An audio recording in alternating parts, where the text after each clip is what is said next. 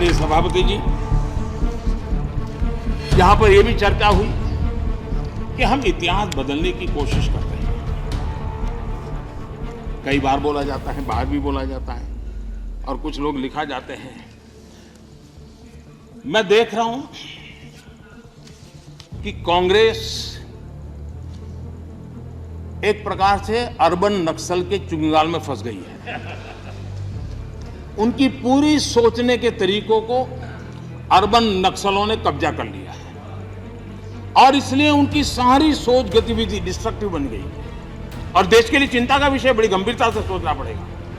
Urban नक्सल ने बहुत चालाकी पूर्वक कांग्रेस की इस दुर्दशा का फायदा उठा करके उसके मन को पूरी तरह कब्जा कर लिया, उसके विचार प्रवाह को कब्जा कर लिया है और उसी के कारण बार बार ये बोल रहे हैं इतिहास बदल रहा है। आदरणीय सभापति जी, यहां पर यह कहा गया कि कांग्रेस न होती तो क्या होता।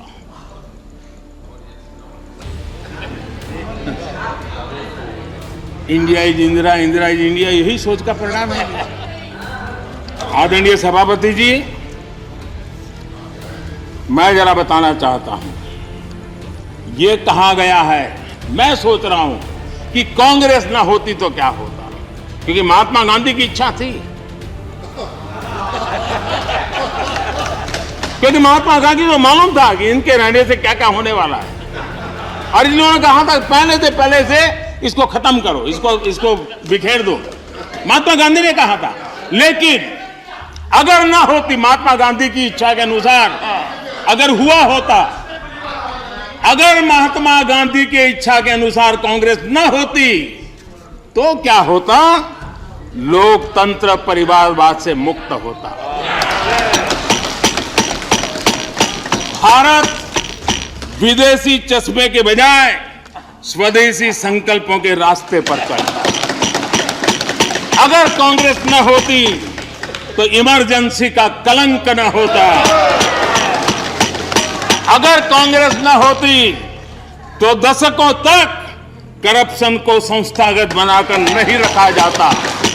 अगर कांग्रेस न होती तो जातिवाद और क्षेत्रवाद की खाई इतनी गहरी न होती।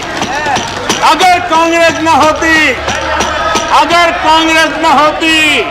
तो सिखों का नरसंहार न होता।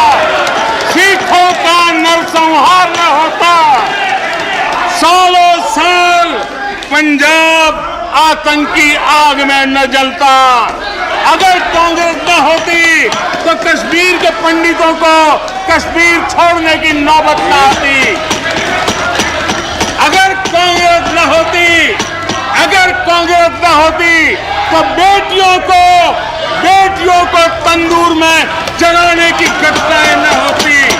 अगर कांग्रेस न होती तो देश के सामान्य मानवी को घर, सड़क, बिजली, पानी, शौचालय, मूल सुविधाओं के लिए इतने सालों तक इंतजार न करना पड़ता।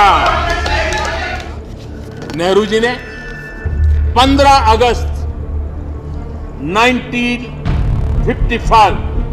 1955 को पंडित नेहरू ने लाल किले से जो कहा था, मैं जरा कोट करना चाहता हूं। अच्छा होता कांग्रेस के मित्र यहां होते तो नेहरू जी का नाम सुनकर के कम से कम उनका दिन बहुत अच्छा जाता और इसलिए उनकी प्यास बुझाने के लिए मैं बार बार नेहरू जी को भी याद करता हूं। आजकल नेहरू जी ने कहा था, लाल किले से कहा था, मैं उनको कोट करता हूं, कोई धोखे में ना रहे, भाषा देखिए, कोई धोखे में ना रहे कि हम वहां फौजी कार्रवाई करेंगे। कोई फौज गोवा के आसपास नहीं है। अंदर के लोग चाहते हैं कि कोई शोर मचाकर ऐसे हालात पैदा करे कि हम मजबूर हो जाएं फौज भेजने के लिए। हम नहीं भेजेंगे फौज, हम उसको शांति से तय करेंगे। समझ लें सब लोग इस बात को। ये हुंकार 15 अगस्त को गोवा वासियों के एस्पिरेशंस के खिलाफ कांग्रेस के नेता के बयान है। पंडित नेहरू जी ने आगे कहा था, जो लोग वहां जा रहे हैं, निमेश जी, लोहिया जी समेत सब लोग वहां सत्याग्रह कर रहे थे, आंदोलन कर रहे थे, देश के सत्याग्रही जा रहे थे।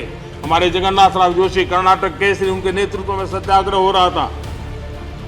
जो पंडित नेहरू जी ने क्या कहा, जो लोग वहां जा रहे हैं उनको वहां जाना मुबारक हो। देखिए मजाक, देखिए देश के अपनी आजादी के लिए लड़ने वाले मेरे ही देशवासियों के लिए क्या भाषा, कितना अहंकार है। वो लोग वहां जा रहे हैं, उनको वहां जाना मुबारक हो, लेकिन ये भी याद रखें कि अपने को सत्याग्रही कहते हैं तो सत्याग्रह के उसूल, सिद्धांत और रास्ते भी याद रखें। सत्याग्रह की पीछे फौजें नहीं चलती और ना ही फौजों की पुकार होती है। असहाय छोड़ दिया गया मेरे देश के नागरिकों को। ये गोवा के साथ किया। पहले उन्होंने मजाक उड़ाया, जब देखा कि जनता मोदी के साथ खड़ी है तो विरोध करना शुरू किया। जैसा उन्होंने विरोध बढ़ाया तो जनता ने और प्रेम बढ़ा दिया, मोदी मोदी करने लग गए। तो उनको और परेशानी हुई, तो अब उन्होंने तीसरा रास्ता अपनाया कि ऐसा करो भाई, हम भी बोल दें कि हमने भी किया था, ताकि जो प्रेम मोदी की तरफ बढ़ा है 2-5% हमारी तरफ भी आ जाए। इसलिए पहले उपेक्षा, बाद में विरोध, और अब हमने भी किया था मी टू। कल कांग्रेसी 6 तारीखें भी निकाल लाए और कहा कि ये वो तारीखें हैं जब उनकी सरकार में सर्जिकल स्ट्राइक हुई थी। सोचिए, कांग्रेस अब दावा कर रही है कि उसने तो 6 बार सर्जिकल स्ट्राइक की थी। भाई ये कैसी स्ट्राइक थी जिसके बारे में ना आतंकियों को पता चला, ना आतंकियों पर हमला करने वालों को पता चला, न ही पाकिस्तान को पता चला और न ही हिंदुस्तान में किसी को पता चला। आपको किसी को पता चला था भाई? जब रिमोट कंट्रोल वाली सरकार थी तब किसी अखबार में स्ट्राइक शब्द आपने पढ़ा था? स्ट्राइक शब्द सुना था?